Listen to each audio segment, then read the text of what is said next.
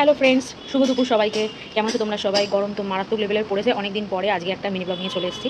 তো এত গরম পড়ে গেছে, মানে থাকার মতো না। এত কষ্ট হচ্ছে, ডিহাইড্রেট হয়ে যাচ্ছে বডি পুরোপুরিভাবে। তো তোমাদেরকেও সবাইকে বলবো, তোমরা খুব সাবধানে থাকো, বডি হাইড্রেটেড রাখো, জল বেশি করে খাও, ওআরএস খাও, ফলের রস খাও, আর যতটা পারবে লাইট খাবার খাও। তো চলো আজকে দুপুরবেলা কী কী মেনু করেছি সেগুলো তোমাদের সাথে শেয়ার করি। দেখো বাইরের ওয়েদারটা কেমন গরম, ভীষণ রোদ। ভিডিওটা ছাড়তে ছাড়তে বিকেল হয়ে যাবে, তাই তোমাদের সাথে আজকে দুপুরে লাঞ্চটা কী কী বানিয়েছিলাম সেটা শেয়ার করি। তার আগে দেখে নাও, একদম খুব সামান্য খাবার আর খুব সামান্যভাবে একদম লাইট করে বানিয়েছি। এখানে ভাত রয়েছে, এখানে সর্ষে দিয়ে একটা ভেন্ডির একটা রেসিপি করেছি মাখা মাখা করে, এখানে পটল আলু তরকারি করেছি, আর এখানে তার সাথে রয়েছে এক ফালি গন্ধরাজ লেবু, আর রয়েছে দুটো কাঁচা লঙ্কা। কাঁচা লঙ্কা ছাড়া আমি ইমাজিন করতে পারি না, আমি লঙ্কা খেতে খুব ভালোবাসি, ভীষণ ঝাল খাই, কিন্তু যেহেতু গরমটা পড়েছে তাই বেশি ঝাল খাচ্ছি না, খুব সামান্য খাচ্ছি।